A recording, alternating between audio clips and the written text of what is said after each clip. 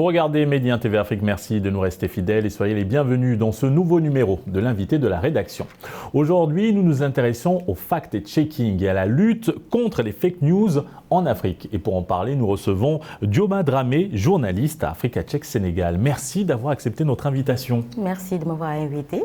Madame Dramé, alors, le fact-checking, d'abord, qu'est-ce que c'est ? Le fact-checking, c'est une vérification d'une information. C'est lorsque une personne va à la source pour voir si ce qu'elle a reçu comme information est vrai ou fausse. Alors aujourd'hui, comment vérifier l'exactitude d'une information à l'ère du numérique où tout va très vite? Comme je le disais tout à l'heure, c'est d'aller voir si la source est vraiment réelle. Parce que d'habitude, les fausses informations qui circulent, on donne tout le temps des sources très vagues, selon telle étude, selon tel professeur, sans pour autant aller jusqu'au bout. Donc le travail, c'est d'aller voir si la source est vraiment réelle et si l'étude, c'est juste un exemple, l'étude donnée est vraiment disponible. Le fact-checking, vérifier l'exactitude d'une bonne information et également d'une mauvaise information qu'on appelle fake news. Alors les fake news, comment naissent-elles et comment les identifier? Bon, la naissance des fake news, là, je ne saurais m'avancer dedans. Mais par contre, pour les identifier, je viens de le dire tout de suite, c'est très, très facile. Pour les professionnels, c'est facile. Mais pour les personnes qui ne sont pas dans les médias, là, ça devient plus difficile. D'où cette propension à croire à tout ce qu'on voit à travers les médias, à travers les réseaux sociaux surtout. Mais pour les professionnels, comme je le disais tout à l'heure, d'abord, c'est des poches qu'on identifie. Tout le temps, ça revient pas tout le temps, mais c'est souvent le cas. Les sources vagues. Parfois des chiffres qui se contredisent. Voilà, si on a l'œil affûté et puis on a un peu de recul, on arrive à déceler automatiquement une fake news. La prolifération des fake news, on les retrouve surtout sur les réseaux sociaux. Pourquoi une telle ascension? Parce que tout simplement, les réseaux sociaux ont permis à tout le monde d'avoir accès au net, d'avoir accès aux réseaux sociaux, d'avoir accès aux informations. Les fausses informations ont toujours existé, mais maintenant avec les réseaux sociaux, disons Twitter, WhatsApp, Facebook, ça a pris de l'ampleur. Non, disons ça a pris de l'ampleur, mais ça a pénétré la population. Donc du coup, ça a pris de l'ampleur. Les gens, disons, lorsqu'on a une population... Tout le monde est face à ce phénomène, tout le monde est touché. Tout le monde est touché et tout le monde n'a pas cette capacité de prendre du recul et de se poser la question. Est-ce vrai ou faux? Et surtout de se protéger des fake news. Alors aujourd'hui, les institutions, les gouvernements ou encore les organisations non gouvernementales mettent à la disposition des journalistes des outils pour lutter contre les fake news. Mais qu'en est-il du citoyen? Comment fait-il pour lutter contre ce phénomène, se protéger de ce phénomène? Bon, pour les citoyens que nous ciblons, par exemple, je prends juste l'exemple de Africa Check, on a mis sur pied quelques outils via WhatsApp, via Facebook et Twitter pour permettre aux citoyens de nous contacter, pour nous poser des questions, pour vérifier telle ou telle information. Et depuis bientôt 1 an, 2 ans, on reçoit de plus en plus de demandes, ce qui veut dire qu'au moins, des gens commencent à se poser des questions. Est-ce possible de stopper une fake news et comment? Bon, le fact-checking, tout d'abord, ce n'est pas de stopper les fake news. Nous, ce que l'on fait, on vient après coup pour essayer de colmater, pour essayer de rectifier, de dire que non, la personne a dit ça, ou bien vous avez entendu ça, mais ce n'est pas vrai. On n'a pas cette capacité encore pour stopper les fake news. Je ne pense pas qu'on pourra stopper, mais on est là pour au moins vérifier le maximum possible, édifier les personnes, le plus de personnes possible.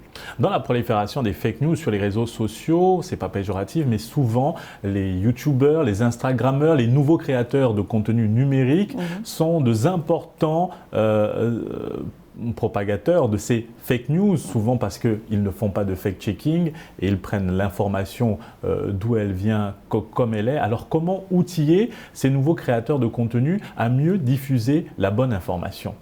Bon, d'abord, ils ne le font pas sciemment, je me dis.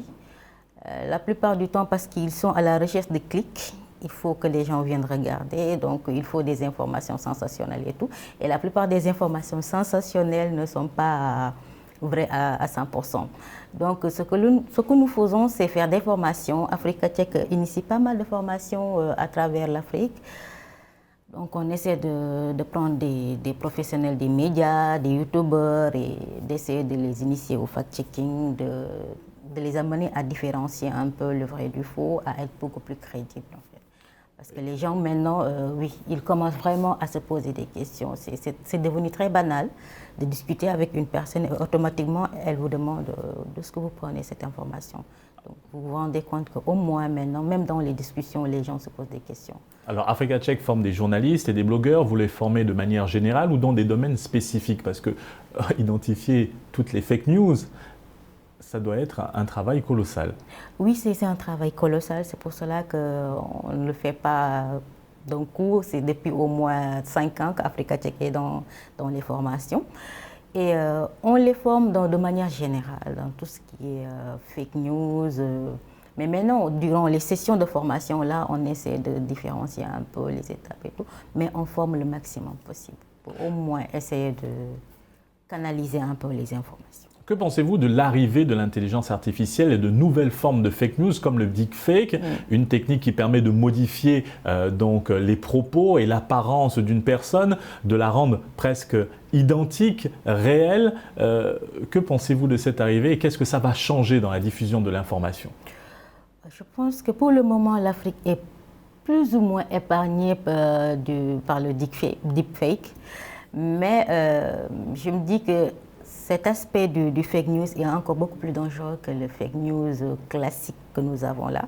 Parce que d'habitude, je me dis que quand je vois certaines fausses informations, tu te rends compte que les personnes le font souvent parfois pour blaguer, parfois juste pour s'amuser. Mais les deepfakes, là, l'intention n'est pas... Enfin, il n'y a pas de bonne intention derrière, selon ma propre lecture.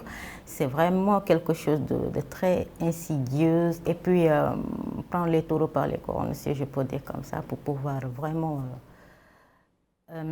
prévenir, surtout prévenir les populations, leur montrer que voilà, la technologie est arrivée à tel point qu'on peut faire mouvoir une image fixe. On peut faire dire à une personne quelque chose qu'elle n'a jamais dit. Donc, oui, pour moi, c'est ça, la formation, l'éducation. Ne pas lâcher, ne pas baisser les bras. Alors qu'est-ce que les gouvernements africains devraient faire pour conscientiser la population sur cette problématique? Pour moi, ce serait investir beaucoup plus dans les médias. Parce que, bon, je ne vais pas faire une plaidoyer là-dessus, mais plus d'investissement dans les médias surtout. Surtout parce que je me dis qu'à l'ère où nous sommes, le fait que les fake news vont aller bon train. Donc, plus investir dans ce domaine-là, amener les journalistes, donner plus de moyens aux journalistes, ne plus se cantonner, ne pas les laisser se cantonner au journalisme classique, tel il a fait ça. Non, non, non. Essayer d'investir, c'est investir, enfin, s'ils investissent, ça va permettre aux médias de former plus de spécialistes en fact-checking. Et puis, voilà, on peut lutter contre ça. Oui. Et au niveau de l'enseignement et de l'éducation, que faudrait-il faire pour outiller les prochaines générations à identifier et à ne pas être influencées par cette problématique? Pour moi, c'est rattraper le retard qu'on a au niveau de l'intelligence artificielle. Des technologies. Des technologies. Il faut qu'on rattrape cela parce que les pays développés sont très en avance par rapport à ça, alors que les journalistes africains, certains journalistes africains, ont parfois même du mal à avoir un simple smartphone. Donc, pour moi, pour cela, il va falloir qu'on essaie de combler ce gap-là. Et pour combler ce gap, il va falloir qu'on mise beaucoup sur la formation et investir énormément, faire un focus sur ça. Merci Dioma Dramé pour cet éclairage. Nous rappelons que vous êtes journaliste à Africa Check Sénégal. Merci. Et merci à vous d'avoir suivi cette émission. Très bonne suite des programmes sur Midi 1 TV Afrique.